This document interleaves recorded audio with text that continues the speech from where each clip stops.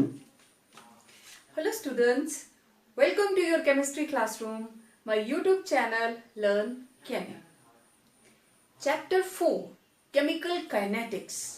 आज हम बात करने जा रहे हैं एक्टिवेशन एनर्जी के बारे में.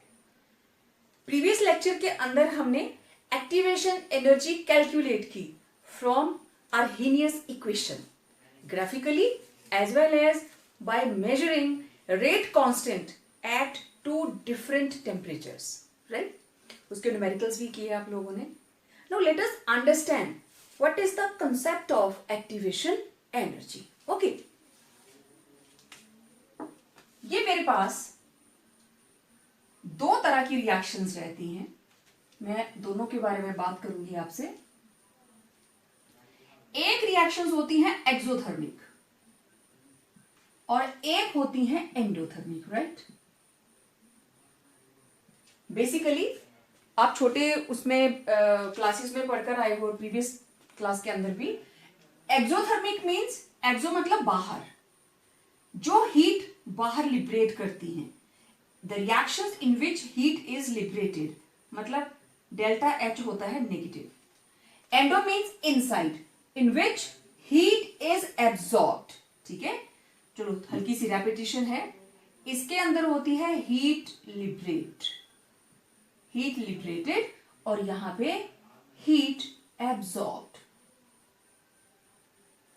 अब मुझे इन दोनों रिएक्शंस के साथ आपको एक्टिवेशन एनर्जी के बारे में बात करनी है. ओके, अब देखें हम एक्सोथर्मिक रिएक्शन के अंदर क्या रहेगा. दिस इज, इस साइड रहती है एनर्जी.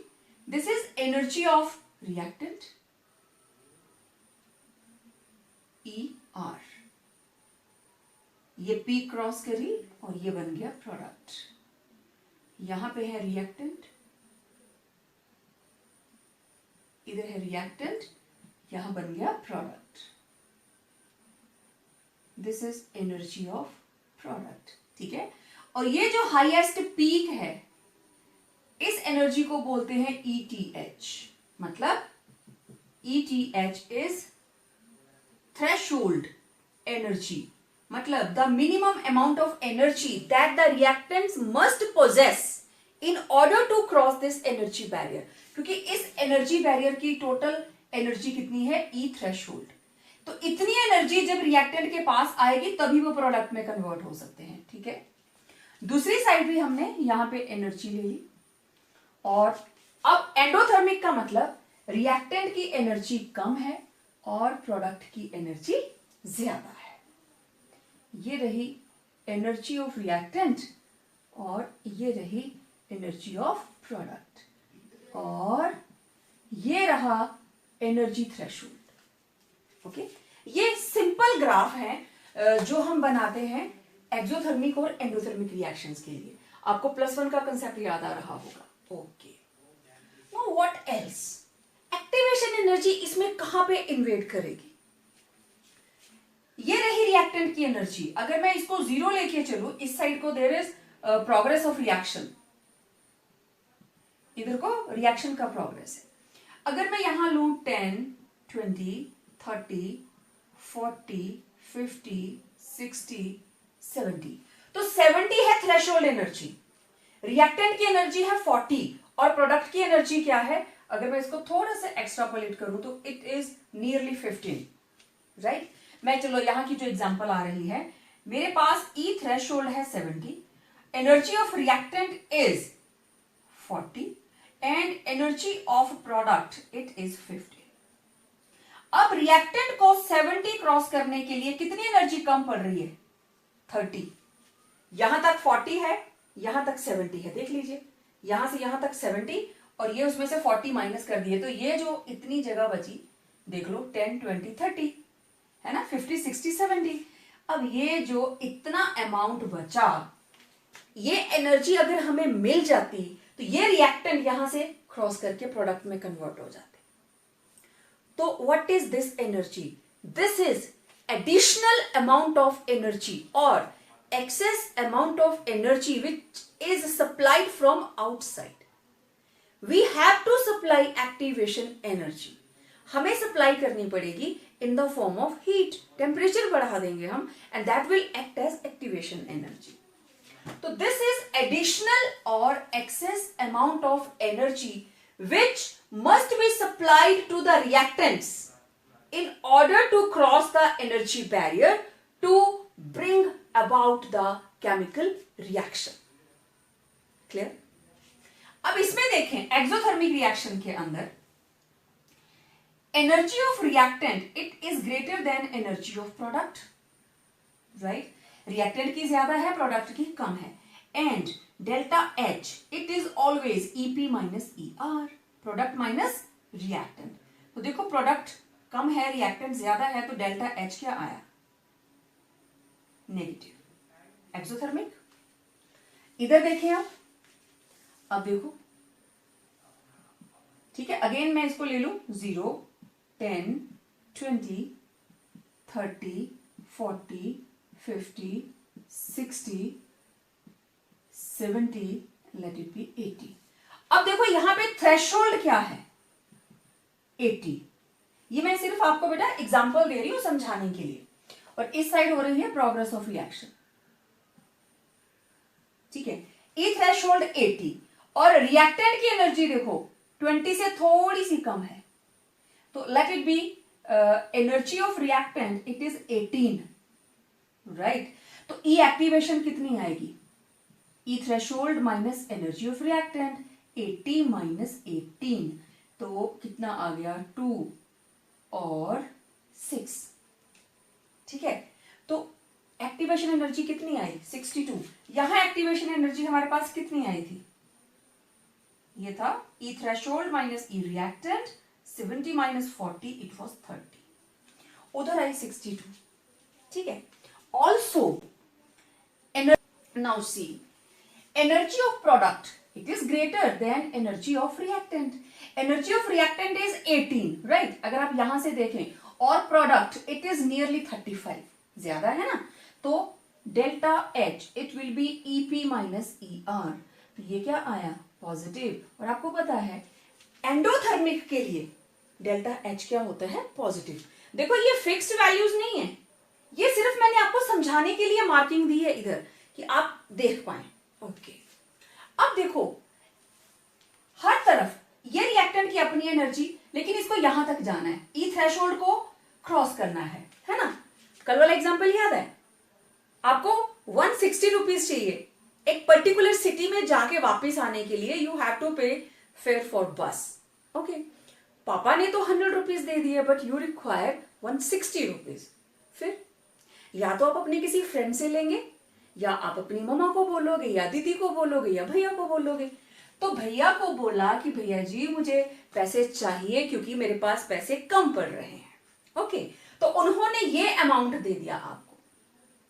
अगर आपके पास पहले से ज्यादा पैसे थे, 100 रुपीज थे, तो आपको सिर्फ 60 की जरूरत पड़ी. लेकिन आपके पास सिर्फ 60 थे, यहां पे कम थे, तो ज्यादा पैसे लेने पड़ेंगे, एक्टिवेशन ज्यादा लेनी पड़ेगी, है ना? एक्टिवेशन मतलब एहसान ज्यादा लेना पड़ेगा, राइट? जब रिएक्टेंट की एनर्जी कम है तो एक्टिवेशन एनर्जी क्वाइट ऑब्वियस ये ज्यादा लगेगी, ठीक है.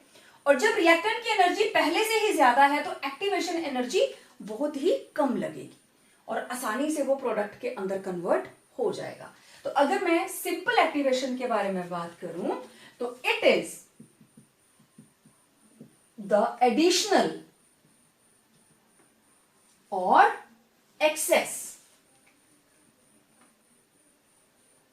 or extra amount of energy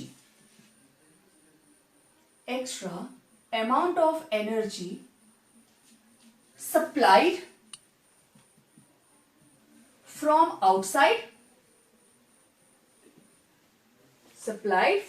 outside to the reactants in order to cross the energy barrier by acquiring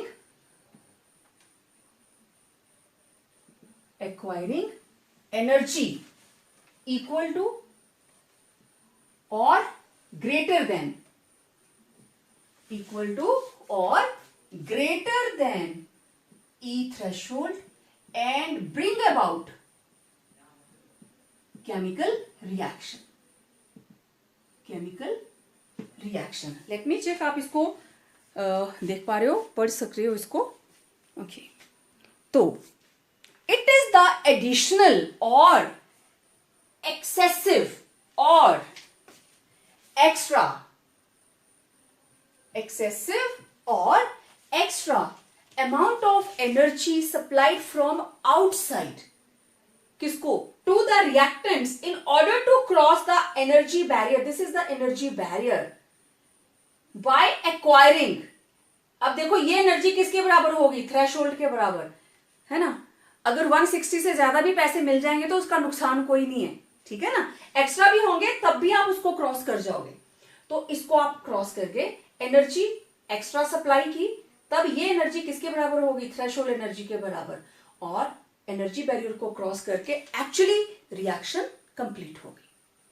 तो इसका मतलब ई थ्रेशोल्ड, ई एक्टिवेशन किसके बराबर होती है?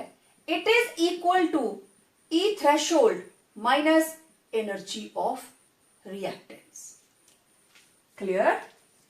ई एक्टिवेशन किसके बराबर आ रही है? ग्राफ दिख रहा है, E threshold minus E reactants.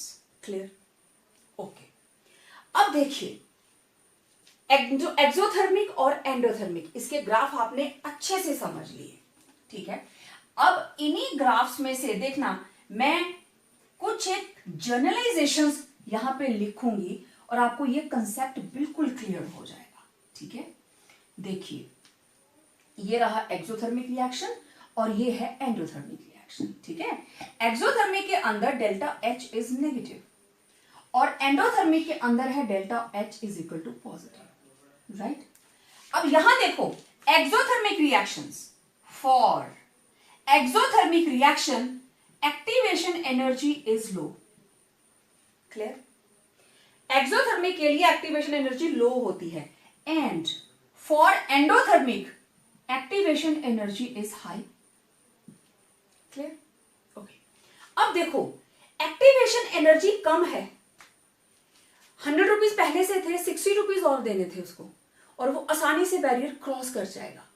जब एक्टिवेशन एनर्जी कम है ना, इसका मतलब रिएक्टेंट की अपनी एनर्जी ज्यादा है, means more molecules have high energy. अगर एक्टिवेशन एनर्जी कम देनी पड़ रही है, इट मींस बहुत सारे मॉलिक्यूल्स की एनर्जी जो है that is high. E activation is low, means number of effective collisions is high, therefore higher will be the rate of reaction. जिसकी एक्टिवेशन एनर्जी कम है, higher will be rate of reaction, means reaction क्या होगी? Fast, जल्दी हो जाएगी, ठीक है ना? रिएक्शन जल्दी हो जाएगी। दूसरी साइड, अगर हमें एक्टिवेशन एनर्जी बहुत ज्यादा देनी पड़ रही है, तो रिएक्टेंट की एनर्जी बहुत ही कम है। एनर्जी कम होने का मतलब, for endothermic reactions activation energy is high, that is energy of reactant is very low. Reactant की एनर्जी बहुत ही लो है, therefore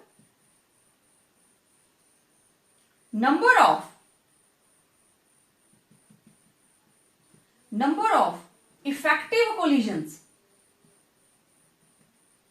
will be less and lesser will be rate of reaction. ठीक है, इसको एक सिंपल एग्जांपल से बात करते हैं। एक तरफ हमारे पास सूखी हुई घास है या हमारे पास पराली है, राइट? और दूसरी साइड हमारे पास लकड़ी का बहुत बड़ा पीस है। अब आप मेरे को बताइए, जो हमारे पास ड्राइड ग्रास है या पराली है, उसको जलाने के लिए आप माचिस की तीली से भी काम चला लोगे। बहुत कम एक्टिवेशन एनर्जी चाहिए, माचिस की तीली से भी चल जाएगा। लेकिन अगर आपको जरा मोटी लकड़ियों को जलाना है, जब आप चूल्हे में आग जलाते हैं तो क्या आप मोटी लकड़ियों को माचिस की तीली से बर्न कर सकते हैं? क्या आप चूल्हे के अंदर फायर लिट कर सकते हैं सिंपली विथ मैचस्टिक? नो, आप उसमें मिट्टी का तेल डालते हो पहले, और वो जो मैचस्टिक आप लिट करते हो वो उस तेल को पकड़ती है, क्योंकि उसके वेपर्स उड़ते हैं ना, बर्न करते हैं, वो उस तेल को पकड़ती है। पहले वो कच्ची सी आग होती है ना, कच्ची सी आग होती है, लकड़ियां आग नहीं पकड़ती हैं पहले। फिर धीरे धीरे जब लकड़ी का इग्निशन टेम्परेचर उतना आ जाएगा, इट विल कैच फायर। तो लकड़ियों को, मोटी लकड़ियों को जलाने के लिए आपको एक्टिवेशन एनर्जी ज्यादा देनी पड़ी, तो वो रिएक्शन क्या है? स्लो। और जिसको आपको कम एनर्जी देनी पड़ रही है वो रिएक्शन क्या है? फास्ट। आपने नोटिस किया होगा अभी हमारे फॉरेस्ट के अंदर नियर बाय आप देखते हो कैसे फायर लगी होती है ना। और अगर हम किसी मोटी लकड़ी को आग जलाएं तो क्या इतनी फायर होती है? क्या नहीं होती है। ये क्यों ज्यादा रहती है? क्योंकि ग्रास की एक्टिवेशन एनर्जी, उसको जलाने के लिए ज्यादा मेहनत करनी ही नहीं पड़ रही है। एक ऑलरेडी वो ड्राइड है, दूसरा स्मॉल स्मॉल पीसीज है, नीडल्स है वो, है ना, पाइन ट्रीज की नीडल्स है वो, बहुत अच्छी ग्रास है वो, और एकदम से वो आग पकड़ लेगी, इट विल कैच फायर। तो आप समझ गए होंगे, जिस केस में एक्टिवेशन एनर्जी आपको कम देनी पड़े वो रिएक्शंस जो है वो जनरली फास्ट होती है। And lesser will be rate of reaction, और रिएक्शन क्या होंगी? वो slow. The reaction will be slow. एक बार फिर से समझिए, जिस रिएक्शन की एक्टिवेशन एनर्जी कम है मींस रिएक्टेंट की ऑलरेडी एनर्जी हाई है, तो हमें बाहर से कम एनर्जी सप्लाई करनी पड़ रही है। इसका मतलब उसके अंदर ऑलरेडी बहुत सारे मॉलिक्यूल्स की जो कोलाइड करने की टेंडेंसी है वो ज्यादा है, उसकी कोलिजन फ्रीक्वेंसी ज्यादा है, उसके इफेक्टिव कोलिजन ज्यादा है। लेकिन जिसके रिएक्टेंट्स की एनर्जी कम है, देखो इसको क्रॉस करना है, बहुत बड़ा गैप है, तो बहुत ज्यादा एनर्जी बाहर से सप्लाई करनी पड़ रही है, तो such type of reactions are slow. Got my point? ठीक है, उस तरह की जो रिएक्शंस हैं दे आर स्लो। इसका मतलब ये आपको समझ आ गया होगा, इसका मतलब ये हुआ एक्सोथर्मिक रिएक्शंस। एक्सोथर्मिक रिएक्शंस के लिए हमारे पास जो ई एक्टिवेशन है इज लो, एक्टिवेशन एनर्जी क्या है? Low, and reactions are fast. और इधर for endothermic reaction activation energy is high and reactions are slow. तो जिसकी एक्टिवेशन एनर्जी हमें ज्यादा देनी पड़ेगी वो रिएक्शंस क्या होंगी? स्लो होंगी, और जिनको कम एक्टिवेशन की जरूरत है वो रिएक्शंस क्या होंगी? Fast, as in the case of exothermic reactions. ठीक है, अब हम इसके बाद आगे बात करेंगे। तो जहां पे आपको, अब इसको और मैं एक्सोथर्मिक और एंडोथर्मिक की बात मैं बिल्कुल खत्म कर देती हूं। अब आपके जो एक एक नंबर के क्वेश्चंस आते हैं, ये ग्राफ आपको अच्छे से समझ आ गए होंगे।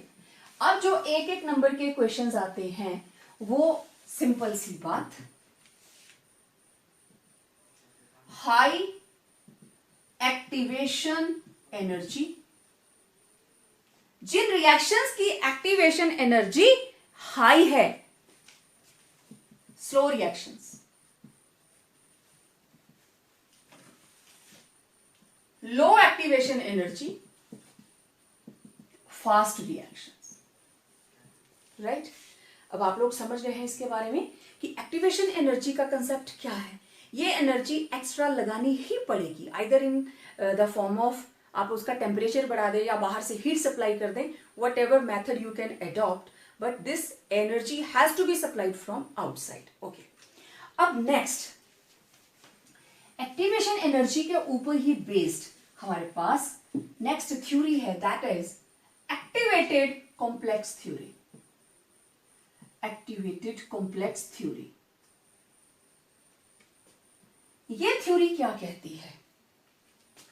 ये थ्योरी कहती है it's okay, molecules has to be collide with one another before the reactants get converted into product. Clear? But after collision, there is not a single step that they are converted into product. There is an intermediate state and that is called transition state. ठीक है, हम example ले लेते हैं. इसके हिसाब से क्या है, रिएक्टेंट्स, रिएक्टेंट से डायरेक्ट प्रोडक्ट नहीं बनेगा. होगा क्या, पहले रिएक्टेंट जो है they will be converted into intermediate state और इस इंटरमीडिएट स्टेट को बोलते हैं दैट इज ट्रांजिशन स्टेट. और ट्रांजिशन स्टेट में बनता है एक्टिवेटेड कॉम्प्लेक्स, इसलिए इसको बोल दिया जाता है activated complex theory. Now this is activated means it is very very active. Active का मतलब एनर्जेटिक, इसको बहुत ज्यादा एनर्जी है इसके अंदर. It is highly highly reactive. और सेटल कब होगा, जब ये उस एक्स्ट्रा एनर्जी को रिलीज करेगा और क्या बन जाएगा, प्रोडक्ट. ठीक है, और इससे क्या बनेगा, प्रोडक्ट. क्लियर होगी बात. This route is not admissible, ये रूट फॉलो नहीं होगा. Reactant has to get converted into activated complex और उसको हम ट्रांजिशन स्टेट बोलते हैं, इंटरमीडिएट स्टेट बोलते हैं, फिर बनता है प्रोडक्ट. और एक्टिवेटेड कॉम्प्लेक्स ये वो चीज है जिसकी configuration is different from reactants as well as products. इसकी कॉन्फ़िगरेशन ना तो रिएक्टेंट से मैच करेगी और ना ही प्रोडक्ट के साथ मैच करेगी. इस पर्टिकुलर स्टेट में इसकी जो नेक्स्ट प्रॉपर्टी है, bonds of reactants are broken and bonds of, मैं लिखती हूं स्टार्ट्स ब्रेकिंग, टूटना शुरू हो जाते हैं. And bonds of product starts forming, product के बॉन्ड्स बनने शुरू हो जाते हैं, रिएक्टेंट्स के बॉन्ड्स टूटने शुरू हो जाते हैं. That is why this particular state activated complex highly energetic होता है. इसकी एनर्जी रिएक्टेंट और प्रोडक्ट दोनों से ज्यादा होती है. ठीक है, अब ये बनता कहां है, ओके, ये समझ आ गया सबको. अब मैं इसको एक डायग्राम से आपको समझाती हूं. मेरे पास बहुत सिंपल सी रिएक्शन है, H2 प्लस I2 और ये बन जाना चाहिए 2HI, right. But this is not a single step reaction. What will happen, मैं इसको ऐसे लिखने लगी, हाइड्रोजन को ऐसे लिख सकते हैं, प्लस आयोडीन को ऐसे लिख सकते हैं. ठीक है, तो these are reactant. Okay, second step, अब यहां पे आएगी ट्रांजिशन स्टेट और ट्रांजिशन स्टेट को मैं स्क्वायर ब्रैकेट में रखने वाली हूं. स्क्वायर ब्रैकेट का मतलब है एनर्जेटिक, इसकी एनर्जी ज्यादा है. तो इस स्टेट में क्या हुआ, ये रहा हाइड्रोजन हाइड्रोजन, ये रहा आयोडीन आयोडीन. ठीक है, तो हाइड्रोजन के बीच के बॉन्ड ये मैं डॉट से बना रही हूं, आयोडीन के बीच के बॉन्ड मैंने डॉट से बना दिए और ये वाले बॉन्ड्स टूट रहे हैं क्योंकि रिएक्टेंट है ना. ये प्रोडक्ट क्या बनना है, HI, मींस इन दोनों को आपस में जोड़ना है. तो ये मैंने स्क्रोलिंग बना दी, इसको भी मैंने ब्रैकेट में लिया. This is called transition state और एक्टिवेटेड कॉम्प्लेक्स. इसकी एनर्जी इससे भी ज्यादा होगी और प्रोडक्ट से भी. अगले स्टेप में क्या हुआ, ये इसके साथ जुड़ गया, ये इसके साथ जुड़ गया, तो ये बन गया HI प्लस HI. क्लियर, और 2HI. अब ये देखो ब्रेकिंग बॉन्ड्स, ये है जो बॉन्ड्स टूट रहे हैं and this is bond formation. Product बन रहा है ना, तो रिएक्टेंट के बॉन्ड्स टूटना शुरू हो जाते हैं और प्रोडक्ट फॉर्मेशन स्टार्ट हो जाती है, मींस बॉन्ड्स बनने शुरू हो जाते हैं. Clear.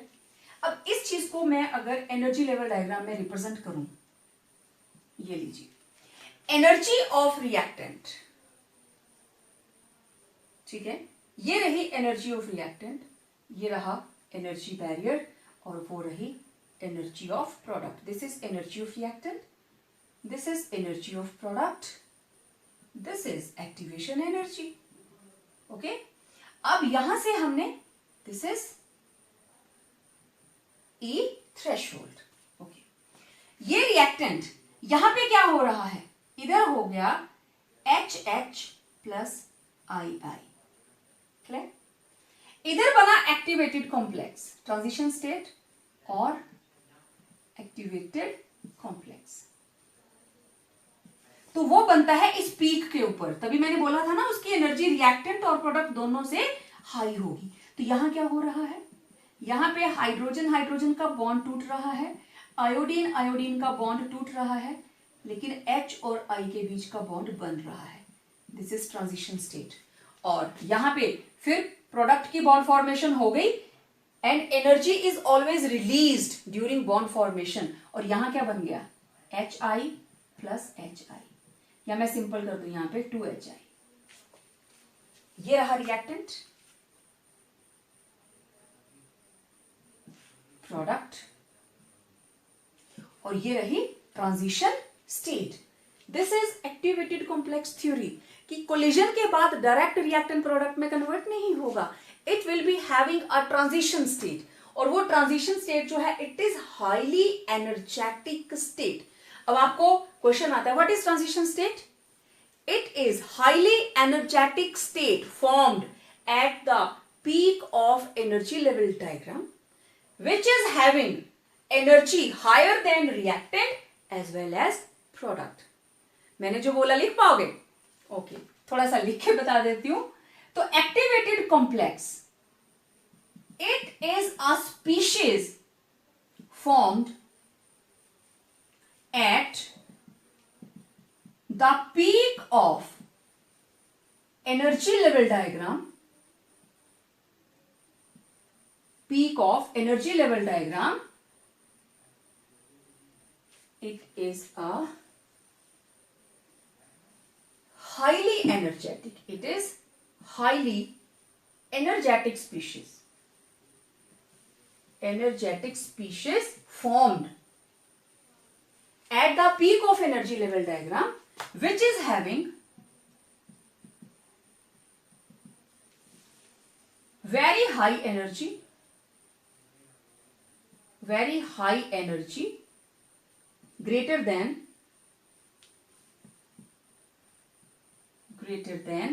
reactants as well as product. इसकी एनर्जी रिएक्टेंट और प्रोडक्ट दोनों से ही ज्यादा होगी. ठीक है? और एक्टिवेटेड कॉम्प्लेक्स ये वो स्टेट है where bonds of reactant are breaking and bonds of product starts forming. इसीलिए वो हाईली एनर्जेटिक स्टेट है कि यहां पे रिएक्टेंट्स के बॉन्ड्स टूटना शुरू हो जाते हैं और प्रोडक्ट के बॉन्ड्स जो हैं वो बनना शुरू हो जाते हैं. That is why this is called activated complex theory.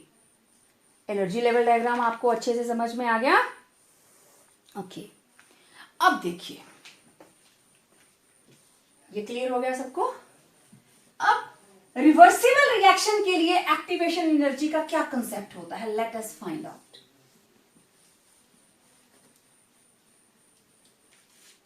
Activation energy for reversible reactions, for reversible reactions. Okay. अब जितने भी रिवर्सिबल रिएक्शंस है, अभी जो मैंने रिएक्शन लिखी थी ना H2 plus I2, it was reversible reaction. पहले मैंने जानबूझकर डबल हेडेड एरो नहीं लगाया क्योंकि इसका कंसेप्ट जो था वो अलग से है. ओके, अब देखो कोई भी रिएक्शन है अगर वो आगे जाते हुए एक्सोथर्मिक है तो वापस आते हुए क्या होगी, एंडोथर्मिक. सिर्फ यही रिएक्शन नहीं होती, मेरे पास है नाइट्रोजन हाइड्रोजन, ठीक है, इट इज ऑल्सो रिवर्सिबल. और ये बन जाता है अमोनिया, और इस रिएक्शन की डेल्टा एच रहती है -92.3 किलो जूल। ठीक है, तो आगे जाते हुए डेल्टा एच नेगेटिव है, मींस ये है एक्सोथर्मिक, और वापस आते हुए ये क्या है, एंडोथर्मिक। बिल्कुल इसका क्या होगा, इनवर्स होगा। ठीक है, ये पॉजिटिव नेगेटिव तो ये पॉजिटिव। ओके, अब मेरे पास एक्सो और एंडो दोनों चीजें आएंगी, एक्सोथर्मिक, एंडोथर्मिक। ओके, अब देखो ये डायग्राम ध्यान से समझना, बहुत ही इंटरेस्टिंग भी है और इंपॉर्टेंट भी, राइट। इसको मैं थोड़ा सा ऊपर उठा लेती हूं।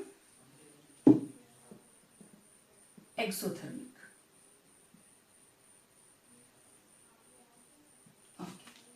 अब एक्सोथर्मिक मतलब रिएक्टेंट की एनर्जी ज्यादा और प्रोडक्ट की एनर्जी कम। डन। ये रही एनर्जी ऑफ रिएक्टेंट, ये रही एनर्जी ऑफ प्रोडक्ट, और ये रही E threshold, and this energy is E activation. अभी मैंने सिर्फ एक्सोथर्मिक का डायग्राम बनाया, जो पहले आप देख चुके हैं, बनाए मैंने पहले भी। अब दूसरी side, energy of reactant is less but energy of product is more. ठीक है, ये कम है, ये ज्यादा। ये देख लीजिए, यहां से पता चल जाएगा, energy of reactant, energy of product, this is E threshold, this is activation energy. ये एक एक्सोथर्मिक रिएक्शन है जो कि रिवर्सिबल है, वो एंडोथर्मिक रिएक्शन है जो कि रिवर्सिबल है। ओके, तो ये जो रिएक्शन आगे को जा रही है, this is forward reaction, forward reaction exothermic, तो बैकवर्ड क्या होगी, एंडो क्या हो जाएगी, बैकवर्ड। ठीक है, तो मैं इसको लिखूंगी ई एक्टिवेशन फॉरवर्ड। ओके, अब जब रिएक्शन रिवर्स होगी, ये क्या बन जाएगा, रिएक्टेंट, और ये क्या बन जाएगा, प्रोडक्ट। तो यहां देखें, वापिस आने के लिए हमें कितनी एक्टिवेशन देनी पड़ेगी, इतनी। तो this is activation energy backward. ठीक है, आप इसको एफ और बी से भी डिनोट कर सकते हैं, दिस इज बैकवर्ड। तो मैं यहां लिख लेती हूं, E F means forward activation energy, and E A B, this is backward activation energy. Okay, अब आप एक चीज देखिए, एक्सोथर्मिक रिएक्शन के लिए जब रिएक्शन फॉरवर्ड जा रही है, इधर को जाते हुए ये एक्सो है, और जब इधर से वापस आ रही है तो क्या हो जाती है, एंडो। ठीक है, वापस आते हुए एंडो, आगे जाते हुए एक्सो।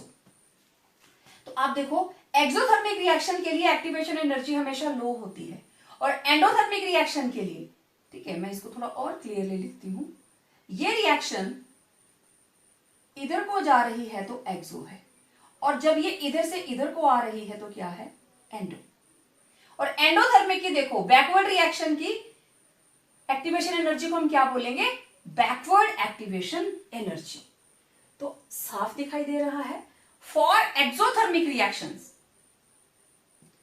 For exothermic reactions activation energy backward, मैं पूरा लिख देती हूं, activation energy backward is greater than activation energy forward. ठीक है, मतलब E A B is greater than E A F. Clear बात। ठीक है, इसका मतलब बैकवर्ड ज्यादा, फॉरवर्ड कम, एंड जो हमारे पास किसी भी रिएक्शन का डेल्टा एच होता है, that is always activation energy forward minus activation energy backward. तो अब देखो, बैकवर्ड ज्यादा है, फॉरवर्ड कम है, तो डेल्टा एच क्या आ गया, नेगेटिव। क्लियर।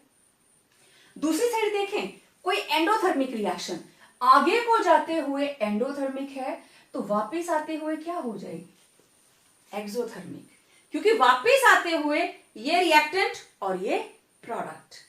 ठीक है ना। अब प्रोडक्ट की एनर्जी ज्यादा, रिएक्टेंट की एनर्जी कम, तो प्रोडक्ट माइनस रिएक्टेंट क्या हो जाएगा, एंडोथर्मिक के लिए पॉजिटिव। तो डेल्टा एच, जब आप रिवर्सिबल रिएक्शन लेते हो, you can calculate delta H directly from EA forward minus EA backward, from the value of forward activation energy minus backward activation energy. अब देखो एंडोथर्मिक रिएक्शन के लिए आगे जाने के लिए, क्योंकि एंडो है तो आपको हीट बहुत ज्यादा सप्लाई करनी पड़ रही है। वापस आते हुए देखो activation energy, this is EA backward, this is EA forward. तो यहां देखिए इस केस में for endothermic reactions EA forward is greater then EA backward, है ना। और डेल्टा एच किसके बराबर होता है, EA forward minus EA backward. अब फॉरवर्ड की वैल्यू ज्यादा है ना, therefore delta H it will be positive, it will be having positive sign. तो आपको क्लियर हो गया reversible reactions. In case of exothermic reversible reactions, activation energy for backward is greater than activation energy for forward. और for reversible reactions, for endothermic reversible reactions, आगे जाने के लिए activation energy ज्यादा देनी पड़ रही है। Activation energy forward is greater than activation energy backward. तो दोनों से आप उस रिएक्शन की डेल्टा एच को कैलकुलेट कर सकते हैं, वो आपके सामने है। अब यहां से क्वेश्चन क्या क्या निकला, एक्सोथर्मिक रिएक्शन के लिए E बैकवर्ड और E फॉरवर्ड में क्या रिलेशनशिप है, पहला क्वेश्चन। तो ये रहा एक्सो के लिए और वो रहा एंडो के लिए। दूसरी बात, how can you calculate delta H from the values of activation energy. किसी न्यूमेरिकल में ऐसा भी हो सकता है कि रिवर्सिबल रिएक्शन के लिए आपको दो एक्टिवेशन एनर्जीज की वैल्यू दी गई हो और पूछा गया हो डेल्टा एच निकालो। कैसे निकालेंगे, activation energy forward minus activation energy backward, formula दोनों के लिए सेम है, लेकिन वैल्यूज उल्टी आएंगी, क्योंकि एक्सोथर्मिक रिएक्शन में रिएक्टेंट की एनर्जी कम और प्रोडक्ट की ज्यादा होती है, और एंडोथर्मिक के अंदर रिएक्टेंट की कम और प्रोडक्ट की एनर्जी ज्यादा होती है। क्लियर। तो ये था activation energy for reversible reactions.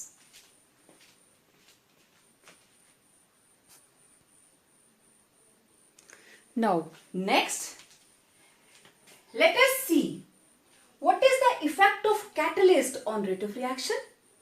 हमने जब शुरू में फैक्टर्स किए थे ना, हमने वहां पे बात की है इसके बारे में, तो वहां हम जनरल बात किए थे कि कैटलिस्ट यूज करके रेट ऑफ रिएक्शन इंक्रीज होता है। A catalyst increases the rate of reaction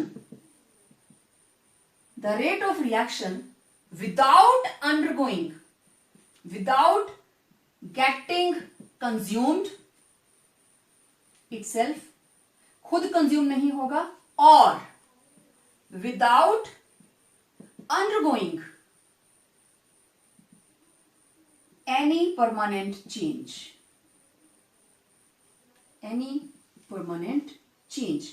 A catalyst, it is a substance which increases rate of chemical reaction without getting consumed. ये खुद कंज्यूम नहीं होगा, it is only a catalyst. Rate of reaction को fast करेगा। कैसे करेगा, चलिए देखते हैं। कैटलिस्ट की डेफिनेशन आप बहुत बार कर चुके हैं, इसलिए मैं इस पे ज्यादा स्ट्रेस नहीं दूंगी। ये केमिकल सब्सटेंस है which is used to increase the rate of chemical reaction. Okay, अब देखिए मेरे पास ये है A प्लस B और ये बन गया प्रोडक्ट। ठीक है, ये था, यहां मैंने कोई कैटलिस्ट यूज नहीं किया। अब मैंने क्या करा, A प्लस B और मैंने कैटलिस्ट C यूज कर लिया। व्हाट इट विल डू, ये पहले इसके साथ कंबाइन करेगा, क्योंकि दोनों को आपको पता है कोलिजन, ओरिएंटेशन, एनर्जी बैरियर, बहुत सारे फैक्टर्स हैं। तो कैटलिस्ट क्या करता है, पहले दोनों में से किसी एक के साथ कंबाइन करेगा। ठीक है, और ये एक ट्रांजिशन स्टेट सी बन गई, ठीक है, दिस बिकम्स ट्रांजिशन स्टेट।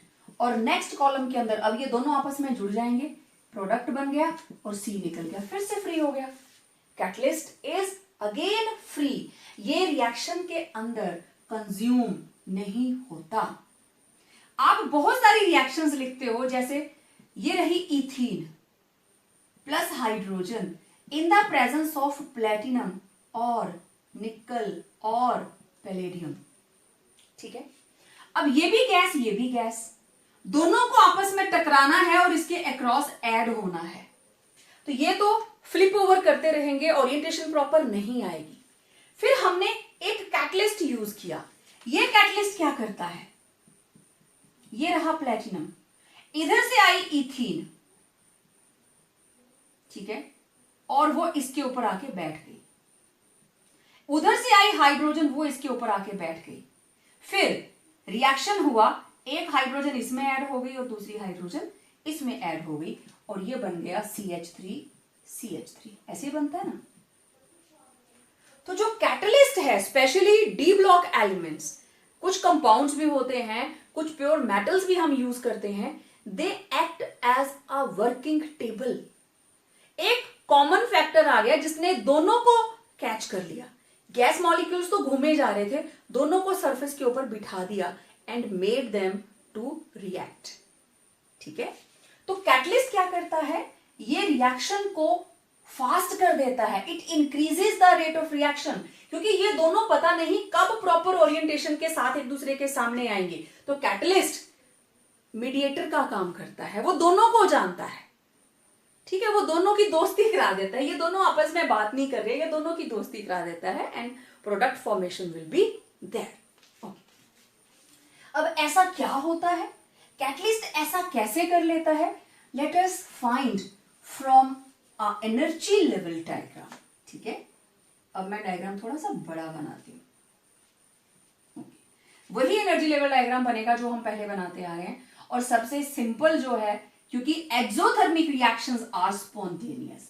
कोई भी system which is having decrease in energy, देखो यहां पे रिएक्टेंट की एनर्जी इतनी और ये रही प्रोडक्ट की एनर्जी इतनी, ठीक है, मतलब इतनी एनर्जी बाहर निकल गई, तो सिस्टम क्या हो गया, स्टेबल। थर्मोडायनामिक्स पढ़ी है आप लोगों ने। दिस इज ई थ्रेशोल्ड, और आपको पता है ये क्या है, ई एक्टिवेशन। लेकिन ये ई एक्टिवेशन कौन सी है, without catalyst. This activation energy is without catalyst. और ये एनर्जी लेवल डायग्राम, ये जो ई थ्रेशोल्ड है, दिस इज ई थ्रेशोल्ड, कौन सी वाली, विदाउट कैटलिस्ट। इसके साथ अभी मैंने कैटलिस्ट यूज नहीं किया, राइट। नागविंत्रु चले फिर से, है ना, ये है नागविंत्रु, ठीक है, ओके, ये है नागविंत्रु, ये प्रोडक्ट है ना, यहां पे टेम्पल है जहां हमने जाना है, ठीक, ओके। यहां पे टूरिस्ट है रिएक्टेंट, और उसने आके किसी से पूछा कि मुझे उस टेम्पल पे जाना है जिसको नागविंत्रु कहते हैं, क्या आप मुझे बताएंगे वो कहां पे है ना। तो आपकी क्लास का कोई शरारती बच्चा रहा होगा, उसने जस्ट पॉइंट किया कि वो सामने वाले पहाड़ के ऊपर है, ठीक, और वो तो आउटसाइडर है बेचारा, वो सिर्फ उस पीक को देख रहा है, और जो उसको पॉसिबल लगेगा कि मैं इधर से चला जाता हूं, मैं उधर से चला जाता हूं, बेचारा सुबह चलेगा, शाम तक भटकता रहेगा, पूछ पूछ के चलता रहेगा, शाम तक भटकता रहेगा, ओके। लेकिन फिर एक और ट्रुप आया, कुछ और टूरिस्ट आए, उनको एक टूरिस्ट गाइड मिल गया, ठीक है, एक ऐसा लोकल पर्सन उनको मिल गया जिनसे उन्होंने पूछा कि हमें नागविंत्रु जाना है, क्या आप हमें बताएंगे रास्ता कहाँ है। तो उस बंदे ने उनको साथ लेके चलना शुरू कर दिया कि आइए मैं आपके साथ चलता हूं। कैटलिस्ट ये काम करता है, वो रिएक्टेंट का हाथ पकड़कर एनर्जी बैरियर क्रॉस करवाता है। कैसे? थ्रेशोल्ड एनर्जी को लो ले आता है। अब देखना जरा, मैं डॉटेड लाइन बना रही हूं, आप लोग भी बेशक डॉटेड ही बनाना। नागबिंत्रु के मंदिर की लोकेशन चेंज नहीं होगी, ना ही आपके बस स्टैंड की पोजीशन चेंज होगी, ये दोनों ही स्टेबल हैं। लेकिन आप लोग भी जानते हैं इस मंदिर तक जाने के बहुत सारे रास्ते हैं, बहुत सारे शॉर्टकट्स हैं, और वो शॉर्टकट्स किसको पता है? हम लोकल्स को। जो बाहर से आते हैं उनको थोड़ी ना पता होता है कि ऊपर जाने के लिए, मंदिर तक जाने के लिए शॉर्टकट्स कहां कहां से हैं, बहुत से रास्ते जाते हैं। तो अब ये जो पाथ है, ठीक, दिस इज न्यू पाथ, ठीक है। अब देखो यहां पे ये मैं डॉट से बनाती हूं, इस थ्रेशोल्ड एनर्जी को मैं डॉट से बनाती हूं,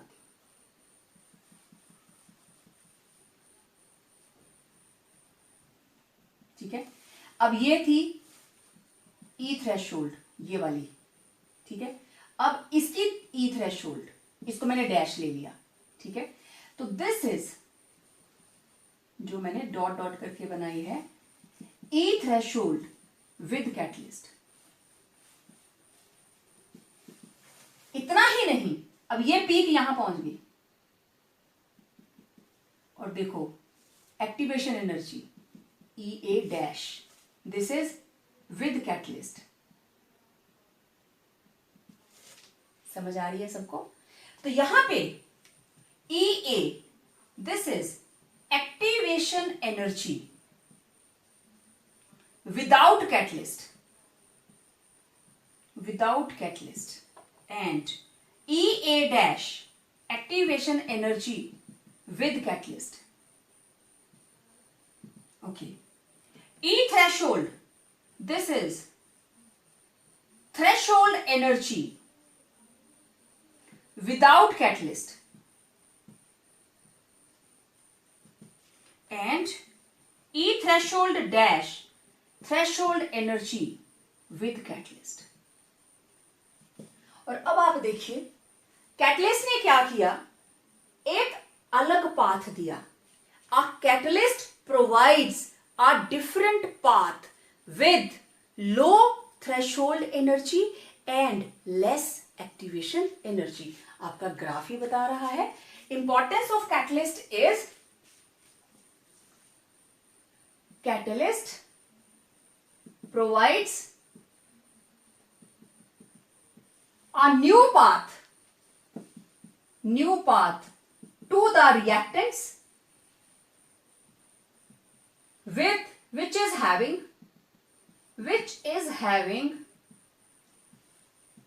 low threshold energy and less activation energy, ठीक है। कैटलिस्ट ने एक सेपरेट पाथ दिया, न्यू पाथ दिया, new path with catalyst. Diagram को आप जितना सिंपल बना के लिखेंगे खुद को समझाने के लिए, आप लोग भी डॉटेड लाइन यूज करें या फिर आप अलग अलग कलर यूज कर सकते हो, ठीक है। जब डायग्राम बनाएंगे तो विद कैटलिस्ट कोई और कलर ले लो, विदाउट कैटलिस्ट आप कोई और देख लो। तो देखिए ये पीक ज्यादा है, थ्रेशोल्ड एनर्जी यहां तक, कब? Without catalyst. विद कैटलिस्ट ये पीक यहां पहुंच गई, पहले इतनी एनर्जी थी, अब एनर्जी इतनी आ गई, तो threshold energy dash, this is E threshold with catalyst, with catalyst. अब देखो थ्रेशोल्ड एनर्जी भी कम हो गई और एक्टिवेशन एनर्जी भी क्या हो गई? कम। तो this is the use of catalyst, कि हम कैटलिस्ट क्यों यूज करते हैं? Because catalyst increases the rate of reaction. कैसे? As it provides a new path which is having low threshold energy, also less activation energy। और आपको पता है अब EA dash आपने लिखा less activation energy and very very special reactions having low activation energy are fast। ये चीज आप करके आए हो उधर, जिसकी एक्टिवेशन एनर्जी लो होगी वो रिएक्शन क्या होगी? फास्ट। तो इस रिएक्शन की एक्टिवेशन एनर्जी लो है, इसकी ज्यादा है, तो this reaction will be fast. कौन सी वाली? जिसमें कैटलिस्ट यूज हुआ है। This is how a catalyst increases the rate of chemical reaction. Right.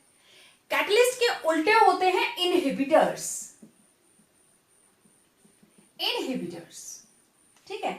Inhibitors क्या करते हैं, ये रिएक्टेंट को पॉइजन कर देते हैं, ये रिवर्स में चलते हैं, उससे बिल्कुल उल्टा। इनहिबिट करना means to inhibit, to stop, उसको रोक देना। तो कुछ केमिकल सब्सटेंसेस ऐसे होते हैं जो किसी रिएक्शन को स्टॉप कर देते हैं, रेट ऑफ रिएक्शन को डिक्रीज कर देते हैं, those are called inhibitors.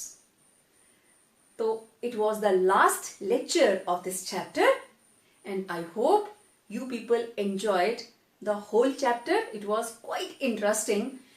You learned about speed of reaction, slow, fast, intermediate speed, then instantaneous and average rate of reaction के बारे में आपने पढ़ा। उसके बाद हमने different methods use किए to calculate order of reaction. Either it was graphical method or it was integrated rate law expression. Then we used half-life period and then we also used initial rate method. और बेटा इस chapter के numericals paper में आते हैं, चाहे वो log K2/K1 वाले हों जो प्रीवियस लेक्चर के अंदर हमने किए, चाहे वो इनिशियल रेट वाले हों, चाहे हाफ लाइफ पीरियड वाले हों, किसी भी तरह के न्यूमेरिकल्स हों। अब आपको लॉग देखना आ गया, एंटी लॉग देखना आ गया, तो न्यूमेरिकल्स की प्रैक्टिस कीजिए। और जब आप न्यूमेरिकल करते हो, न्यूमरल्स को शॉर्ट कर लीजिए, 4 डेसिमल प्लेसेस को 2 डेसिमल प्लेस पे ले आइए। कैलकुलेशन को इजी से इजी बनाकर करें, स्टेप बेशक ज्यादा हो जाएं, शॉर्टकट मत लगाएं, क्योंकि फिर खुद को याद नहीं रहता कि ये मैंने क्यों लिखा था, ठीक है। इंपॉर्टेंट चीजों को साथ में एक एक नंबर के क्वेश्चन की फॉर्म में जरूर नोट करें, चाहे वो किसी साइंटिस्ट का नाम है, डिस्कवरी है या कोई फॉर्मूला है। चैप्टर के एंड में बाय नेम आप फॉर्मूलाज को नोट जरूर कर लें, as these are quite important from examination point of view, right. तो इस चैप्टर के अंदर इतना ही था, हमने अच्छे से इसको किया, आप लोगों ने मेरा पूरा साथ दिया, थैंक यू फॉर दैट।